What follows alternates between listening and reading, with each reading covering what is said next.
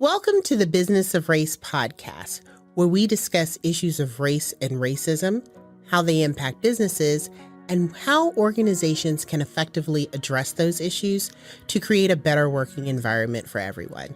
I'm your host, Regina Newkirk-Rucci, the Director of Equity for 90 Forward, a racial equity and justice nonprofit located in Jacksonville, Florida.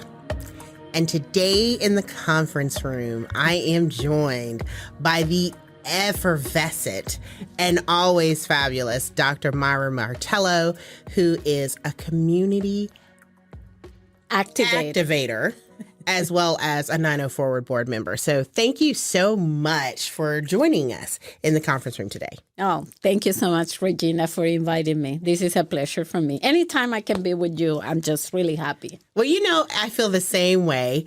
You always brighten my day. Oh. And so because it's been a minute and, we like to hang out, I figure we have a little bit of water cooler talk before we get down to the agenda. So what's on your nightstand? What are you reading these days?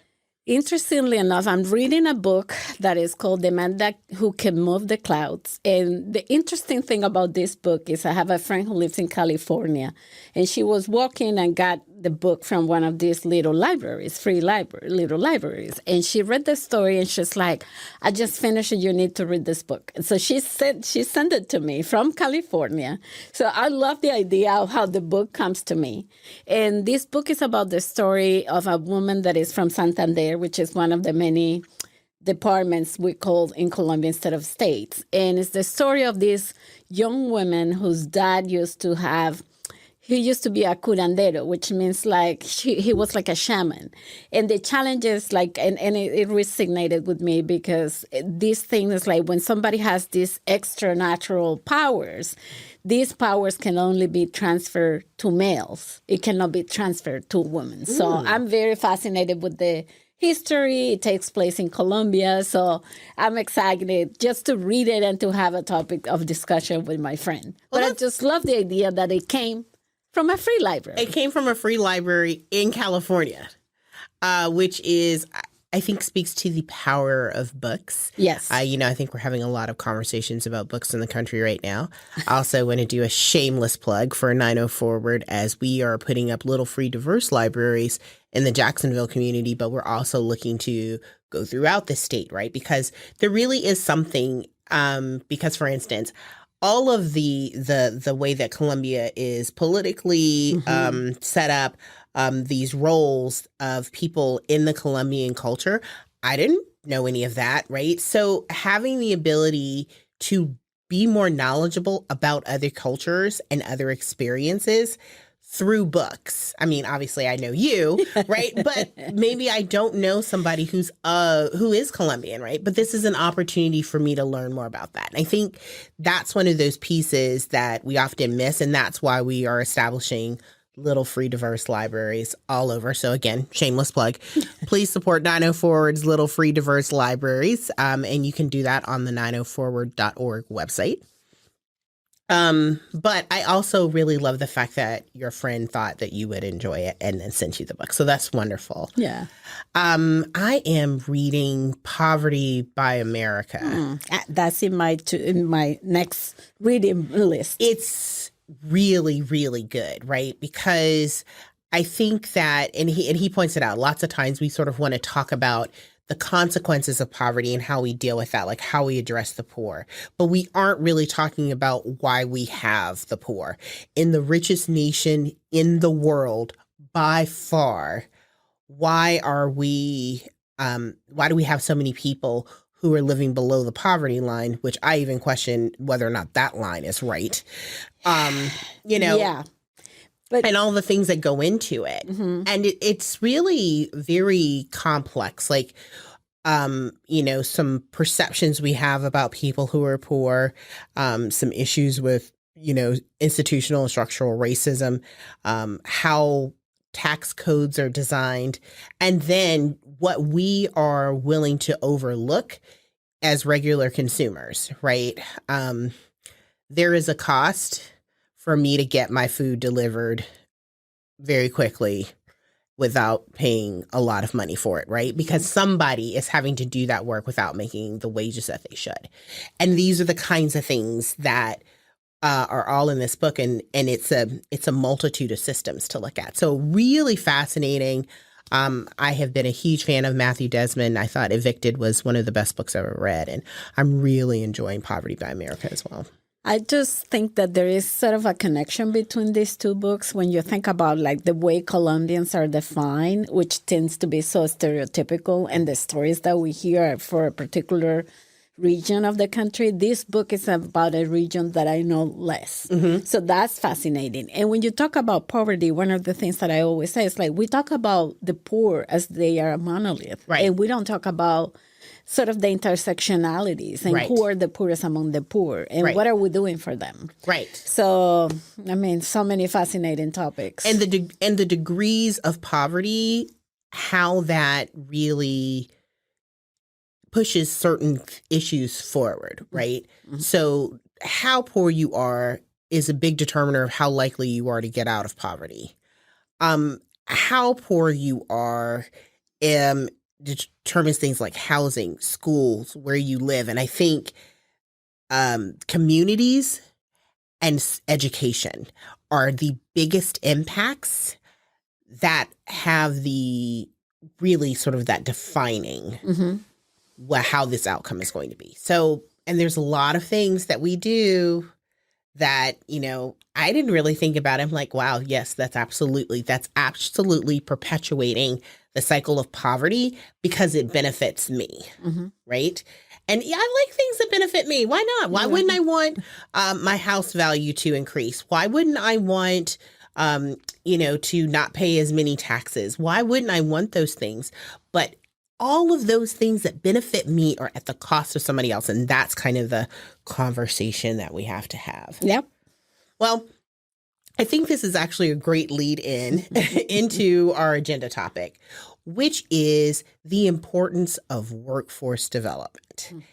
And I think we're at an interesting point in the country, right? We had sort of the great resignation with COVID, and businesses are still feeling the impacts of that, right?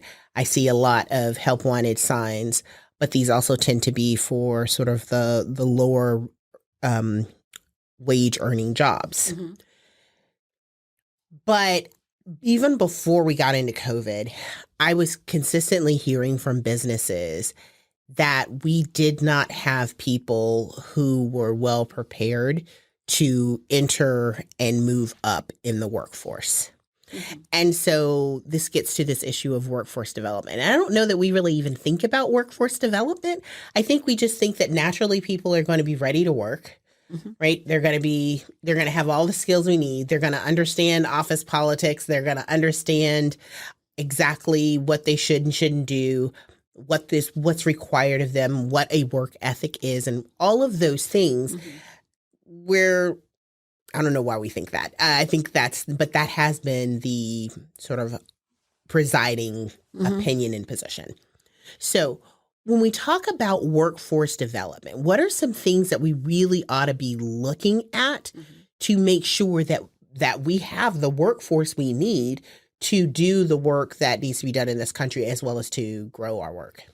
Yeah, so that's a fascinating question because it's also related similar to how do we define poverty or how do we define what it means to be Colombian. Seems to be like, for the longest people thought workforce development is people have to go to college. And that has been, still is this traditional, perspective of like, if you don't go to college, and let me just preface by saying I have a PhD. I believe in data. So, of course, yes, the data says that somebody who goes to college and completes a bachelor's degree is most likely to have higher earnings, right? But the challenge that we have with that story is that we don't talk about how much did it cost for that person to earn that degree. So the reality is the world is changing, and we have to start like really Yes, some people who want to go to college and, what is the value of college? A college degree is being highly contested in a world that is more right now transferring to competency-based and stackable credentials. Because even if you have a degree, that doesn't mean that you really have the competencies, right? That are usually, some people call it soft skills or employability skills. They're usually the things that are keeping you from really moving up the ladder. Well, and I think that's also been a misnomer, right? The fact that you came out of college and that was your workforce development. Exactly. And I went to college a lot. All of the things that were important to me in the workforce were never taught in college. Oh.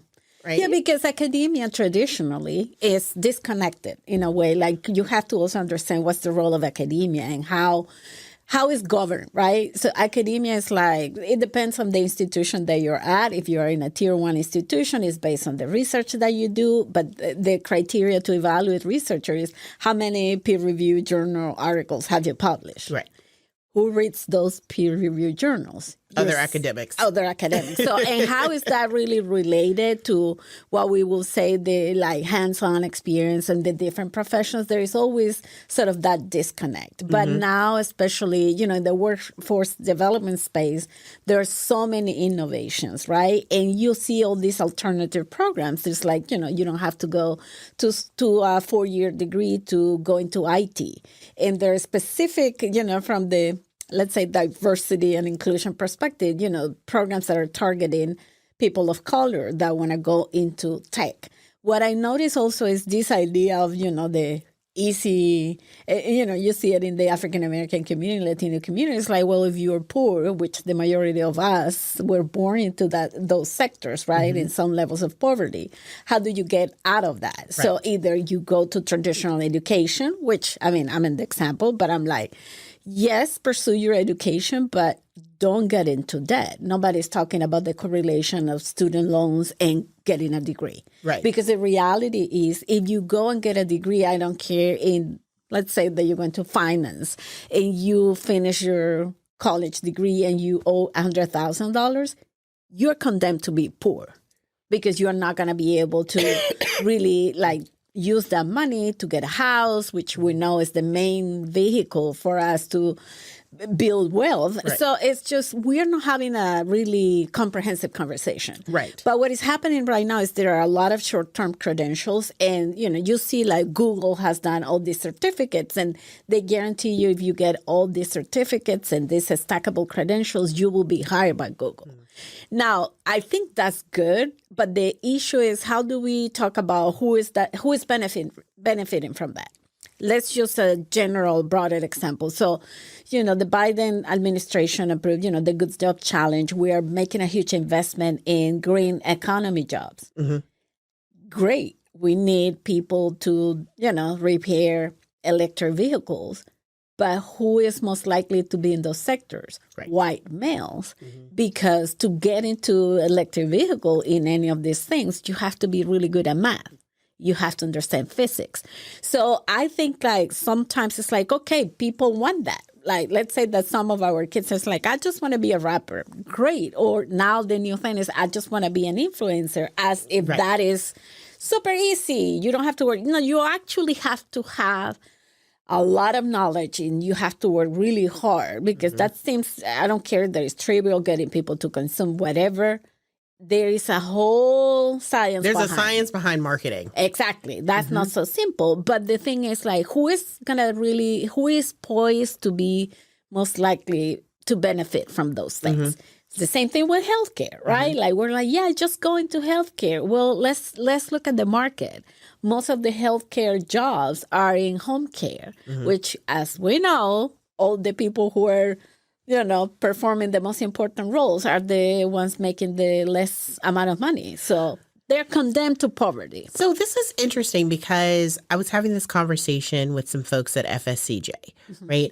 And we were looking at the various tracks that they have. They're 2-year degrees. And definitely far more affordable than a traditional 4-year college, right? And at the end, you graduate with a certificate that says you are ready to do XYZ job. And we were discussing the fact that the majority of students of color were going into tracks that would be lower paying jobs, like childcare providers or childcare assistants, as opposed to some of the higher paying jobs like nursing, right? And so I asked the question, why? Why is that happening? Why are we having students of color going into these lower wage earning jobs? And they couldn't answer that. And so I think there's some real conversations that need to happen as well. Like, we're going to have to be intentional about trying to divert students of color, people of color, into those roles that maybe have historically not been for them. And I think that's another thing I was telling someone else. If I go into a room and I see all white people, my first question is this a place for me? Like, is this a place where I'm welcome? And so I may make the assumption that this isn't for me because I don't see anybody like me there. And so with some intention that has to be done to bring people into those roles. But I think that's also part of this, right? We, as you said, a lot of the roles that tend to be higher earning tend to be white males.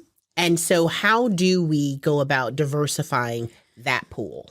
So I can give you an example of a recent experience that I had with FSCJ. You know, in the role that I was playing at the One Foundation, we brought the curriculum for electric vehicle technician, and we did a pilot with FSCJ. And I mean, it's great. The reality is right now, any mechanic that has enough knowledge to work in electric vehicles, the demand is so high, these people are making up to $200,000 because they're being flown around the country to fix these cars that are becoming so popular, and there's not enough workforce. Well, great. But then if you bring this, the prerequisites to get into that career are so high that it's like natural selection, right? Like you will have to be really intentional if you want people of color to get into that track. You have to have a lot of, which is, the whole thing about all these kids that are graduating apparently from high school, which you say, well, if they graduate from high school, I assume they know how to perform the basic functions of a human. Well, they don't. No. So the reality is, what would it take to get a kid, an African-American kid or a Latino kid, to come from high school to get into this thing? Well, you need to be really good at math. Well, so my question is, is this... I almost think that FSCJ or at the college level is too late. It is right? too late. So when I was in high school, we really had college tracks, voc tech tracks, and the classes you took for graduation were different.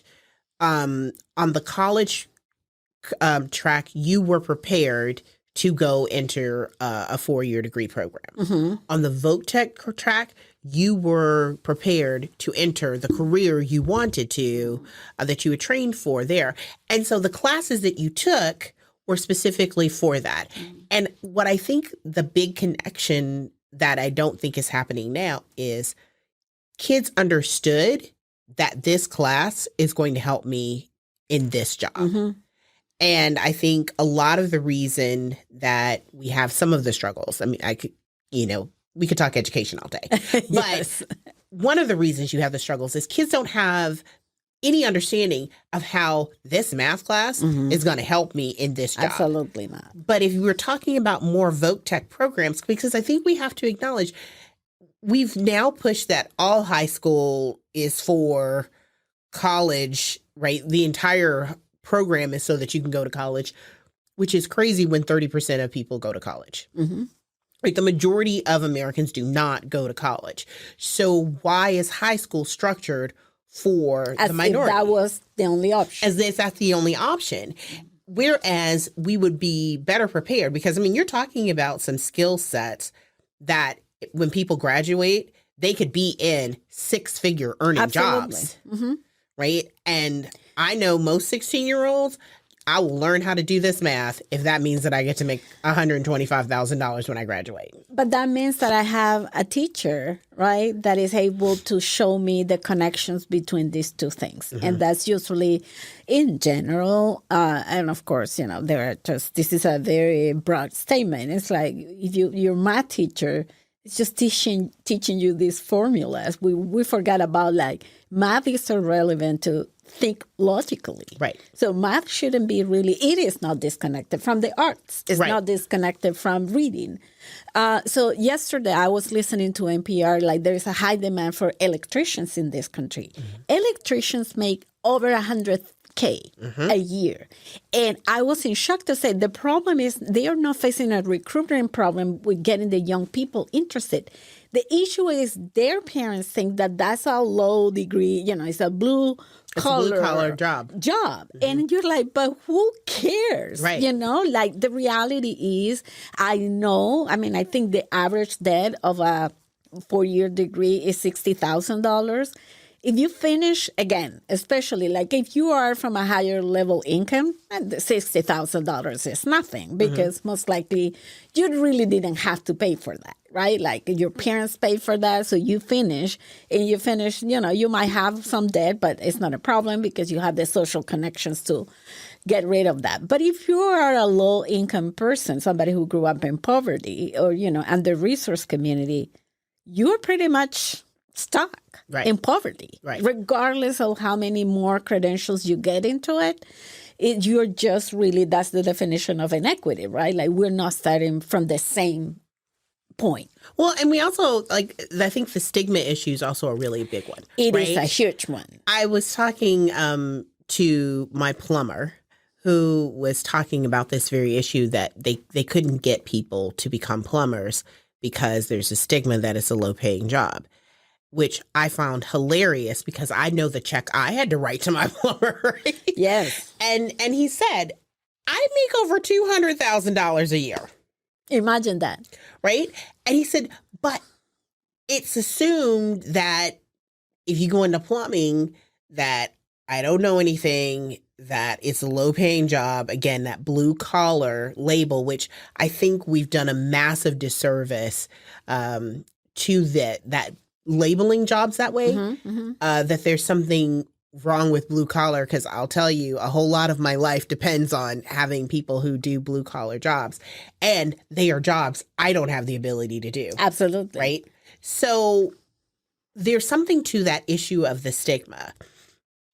And we have to start doing away with that. But also, I think talking about the wage potential in various jobs, because I also feel like that's not discussed as much earlier with students. I know in Japan, for instance, you really do sort of pick your career track in high school. I think Americans, we feel like, oh, they're not ready to do that, which I'm going to strongly disagree with. I think, teenagers are ready. And if they're not ready, then that's on us because we need to get them ready so that they can make wise choices. There's something to being able to come out of high school ready to work. I had a friend of mine who did the cosmetology track. She went to college. She paid for college by all the hair she did in college. Absolutely. Right? I have friends and colleagues that's their like, this is how I paid for college. And the reality is like, when I go to my hairdresser, girlfriend, I mean, I'm sure she can make more money, perhaps, than me, who I have, a doctoral degree. Right. So, but I think also, Regina, is a question about like, what is this idea? What is workforce for? And what are the point of references that we're like starting from? So when you think about, I can tell you as a Latina who moved into this country 18 years ago, like when you see many of the undocumented population working in these harsh conditions, I don't know that most Americans understand where these people come from. Like, how is it okay to work in these terrible conditions? Or let's say, you are in Florida working in construction during the heat and you don't have any medical benefits, nothing is, you don't have a safety net. If you fell from one of those, roofs, too bad for you. But it's like, what is it, some people have been talking about, the minimum wage to a living wage to Now, like, it's more a family sustaining wage. And what are the other necessary things that we need to sort of get people to think about it? And I feel like we do a disservice, this idea of like, you cannot become what you haven't seen. And I always say, but seeing it is not enough. Right? Like the fact that we had a Black president doesn't mean that everyone has the chance to get there. Right. And if that's the only choice, do we really are helping people to see what are all the steps? What would it take to get there? And who is guiding, like, sort of like the person who has one eyesight guiding those who are blind. Right. So I think we have to like talk about life, and it's like, what is, and it also changes as you grow, as you move into different places, because sometimes it's just being lucky, right? I can tell you, like, yeah, I have worked very hard, but I'm also very social. My ability to build relationships have gotten me into places that I never thought I would. So I think, like, in many cases, it's like when we talk about, is the workforce ready for, which workforce? And for what? We have to sort of elaborate a little bit more, because I personally, like, I'm not interested ever in going into tech. I know that's where people make a lot of money, but that is not the quality of life that I want. Because for me, money is not the only thing, which I always laugh, because I say that's only said by people who have their basic needs met. Because the reality is, like, when you are in survival mode, and I can tell you this, like, the main change that has happened in my life after I left Colombia over 20 years ago and, lived in Mexico and now in the United States is because I don't live paycheck to paycheck. I have freed up space in my brain to dream of things. And just the things that are, because again, like, yeah, I can watch, because TV and the internet makes, opens the doors to see many options for life of things that you're like, wait, what? That happens? Somebody can, like, take a jet and have lunch, just go to London to have lunch with a couple of friends and come back. Now, is that my aspiration? No. But so I think there's a lot of qualifications, and even in the workforce space, what I feel it happens is like, we're just getting these grants to pretend that we're training people to get credentials that serve nothing in real life. Well, I think there's got to be lots of layers. I don't think that any aspect that touches poverty and upward mobility can be done singularly and be successful, right? You mentioned the thing of you can't be what you haven't seen. I think there's also the fact that we have a lot of things on the other side that we don't see and choose not to see. You talked about migrant workers and the conditions that they're working in, or construction.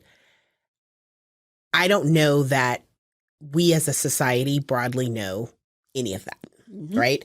We don't know that folks are being underpaid. And you know what? Yes, I told you that I was going to pay you $3 an hour. I'm actually going to pay you $1.50 an hour. And because you were so concerned about keeping this job, you're not going to say anything. I'm not providing you any health benefits. When you're sick, you still have to come to work. We're overworking people, underpaying them for somebody at the top to get mass profits. And because we choose not to see that, then we don't hold anybody accountable for it, right? So that's also a part of when we start talking about workforce development. We are going to have to say workforces are going to have certain things in place. You're going to have to be paying people a livable wage. You're going to have to allow employees to be unionized. If you're a union-busting organization, should we be doing business with you? I think these are some of the things that we're going to have to look at. And then, are you intentionally trying to help and recruit people and to grow and develop in your organization or company? So I think that this gets to the fact that workforce development isn't just singularly workforce development. No. And I also think that we have to be honest with ourselves. Like, let's get, there's so many minoritized groups that need support. So let's think about people, the unhoused people who don't have a stable housing. What are the requirements for you to get a job, right? Like in order for you to get a stable housing, you need a job. But in order to get a job, you need to have a address. And if you don't have that address, how do you navigate those things? But of course, I think it's just in a moment of so much chaos in the world, we just like, oh, this is, let me just label these people, these things. So I feel like, while there's some, the issues of poverty, the reality is we can solve this issue, but we don't want to solve it because poverty is a great money-making business. Well, I was going to say, I think you have to recognize, and we have to be honest with ourselves, poverty benefits those of us who are not in poverty. Absolutely. Period. Absolutely. Because when there's so much poverty, then you get away with saying, well, I can get somebody to clean my house and pay almost nothing. Right. And don't recognize that these people are literally like, yes, for that person. And just talk to anyone whose mamas have clean houses, the exposure to all these chemicals. What does that do to, the potential of quality of life? Right. And there is no insurance that is going to cover this person because these people normally don't have access to health care. Right. So it's like a vicious cycle. So I just think that, if I think we started very late intentionally to talk about workforce, like even like in the high schools, like we're talking about college and occupations in high school. That's super late in the world that we're living these days, right? Like, but you get, this is the, what money buys you is not only exposure, because I feel like we do a poor job just thinking, oh, well, you just have to get kids exposed to. So like, let's get them to a museum. And I'm not against that, but exposure is not enough. Right. It's the same thing of like, we pretend to say, oh, I'm going to share information, and we call that change. And that's not a social movement. Let's just be real. Most people, ask anyone who you find in the street smoking, hey, do you know that smoking will kill you? Yeah. That doesn't change their behavior. So I just feel like, in general, we have to start the conversations earlier. And the thing is, there's such a huge disadvantage of, poverty determines so many things. Because when you are in survival mode, and I can tell you I wrote my dissertation about this, you can know that you need to read to your kids, but it's like the research has shown that's not only what matters. Is it better if you read to your kid than if you don't? Certainly, but it's the type of reading. Are you asking questions about the reading? So it's sort of like the nuances get always lost because we're finding, let's just, everyone has to go to college. Not necessarily. Right. And in my experience, what college did to me, and of course I have the highest degree, like I have spent half of my adult life in college, is really exposure to see the world from a different perspective. But that's not the only way. There are people, and again, like there are people who go in the military and have the similar experience. There are different paths, right? And then they can get to reading. But I always feel like we do a disservice when we say, what is a living wage? For whom? How is that defined? Because if you're talking about like Latino families, we're not talking about living wage for one person. We tend to support our parents and grandparents. So how do you define living wage for whom? Right. And where you are, right? Exactly. What it costs to live in Alabama is not the same as what it costs to live in California, right? So there's a lot of movement in that. But I think that we've got to start talking about that, and it cannot be the minimum wage. Yes. Right. So that's really important. So, as we wrap up, I'm going to do our sort of big takeaway differently because we sort of talked about a lot of what the issues are. But as this is a podcast, particularly for employers, right, there's this workforce development issue. I need people who can do these things, but I'm an employer. What is it that I can do to help ensure that there is a better workforce and that there are better workforce opportunities for, I think, particularly for people who are in poverty, as well as people who are of color. Yeah, so in the space of workforce development, like you can talk about skilling, which is most of the part of like, okay, this young population who is getting into the real world, how do we skill them to perform whatever expectations of the jobs are? And the other one is upskilling, which is somebody who is already in the workforce. How do I help them move up? Or reskilling, right? Somebody like what is happening in the automotive industry, with electric car, this is changing rapidly. And I don't know that we're necessarily moving as fast as we need to move for those, changes. So what I think is like, it's just a basic principle. It's like, of course, it's normal we all see the world from the place that we occupy. But we forget that all the time. Right. So what I would say if I was an employer is like the best thing you can do is get to know your workforce. Get to know, but also is the challenge is how do I don't become patronizing? But it's just recognizing, right? And you and I have had this conversation, like what does it mean to grow with a single parent household? What are the implications for those things? So don't assume that people need what you think they need because you are seeing them from the deficit perspective. So I always say it's about really being human and recognizing the humanity in the other and sort of like discuss with them what the real chances and opportunities are. I don't know necessarily that people know how relevant that is, right? And we experience this like, you meet some people and they're so casual about time.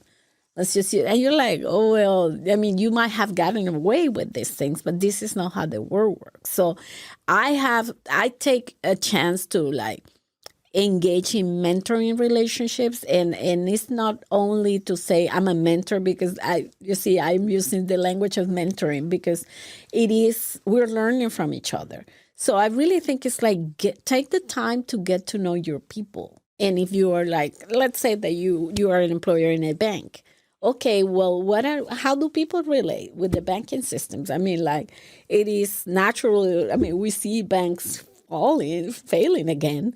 I myself, even though I have bank accounts, I'm like, okay, it might be a good idea to keep cash because you really don't know. But it's just getting to know the people, and it's just like there are other pathways, and there are multiple pathways. Not everyone has to have a college degree. It depends on what are we trying to really accomplish. So that would be my number one takeaway. It's like it's a diverse group of people who are living lives. And I think we tend to forget these things. It's like, yeah, great. I mean, get all these badges and certificates, but let's just be realistic. Like, who is talking at that level? I'm not against any of the, virtual badges that you have. Great. I mean, there are some great innovations that I've seen in the state of Florida of like, getting incarcerated people to be ready and get like a driver's license to be truck drivers in the state of Florida. Yeah, I mean, there are some innovations there, but it's like, it's not going to happen if we're not intentional about it. And that's the doubt is like, do we really want people to do better?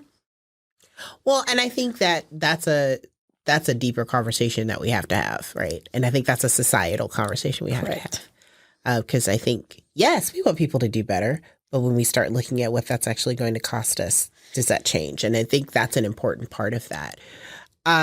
For me, on the takeaway, I think it is like, I remember when apprenticeships were really, really big and important. And I think having some version of an apprenticeship program is really important and something employers should think about. And it could be one of two ways. One, I think starting with people who are younger in the office, some mentoring, right? Because what we're hearing is a lot of it is not even that you don't have the skills, but it's the problem solving. I don't know how to fix this. I don't know what's appropriate to put in an email, right?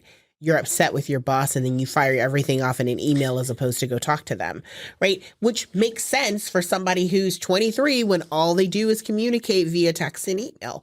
So understanding the office politics, I was working at a teen center and one of the teenagers got fired because he took his break for 20 minutes.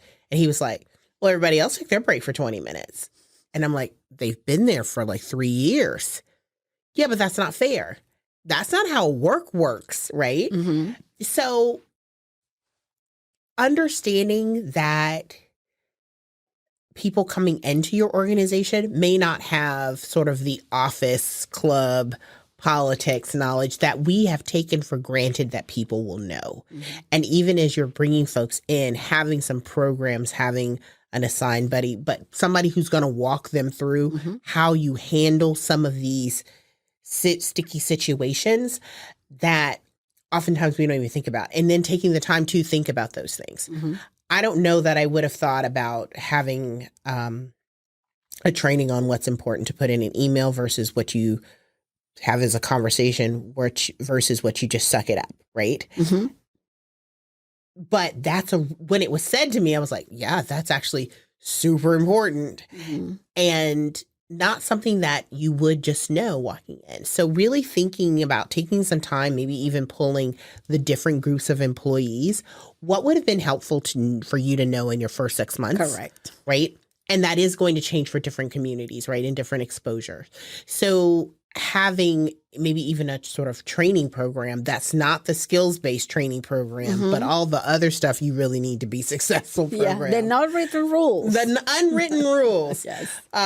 Training for employees, just recognizing that a lot of them coming in may not have it, but they're still going to need it to be successful. So thinking about those types of apprenticeships where you can get people prepared to be successful in your organization, I think that's really important. Mm-hmm.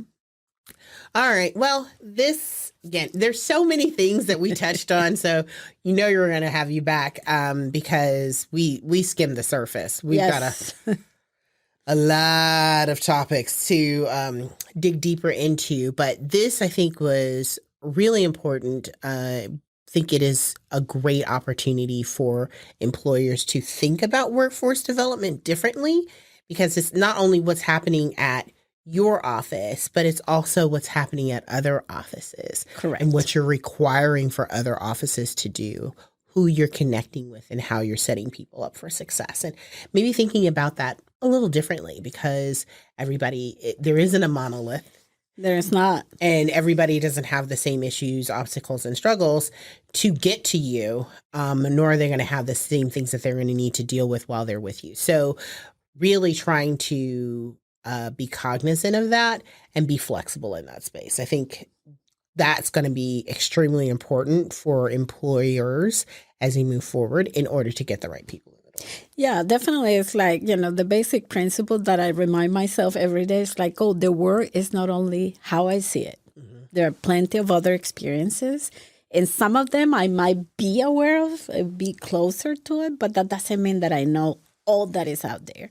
So I think that the invitation for employers is like, remember, even if you say, well, you can use data, big data, to say that, this percentage of my employees are married or have kids. But, we don't approach the world. That's the fascinating thing to me. It's like, the world is not these buckets, these boxes that we used to have. And I think we have to catch up with that. Mm-hmm. That's the real definition of diversity, is the intersectionalities of multiple identities that we showed up in the world every single day, regardless if they are recognized by others or not. Right.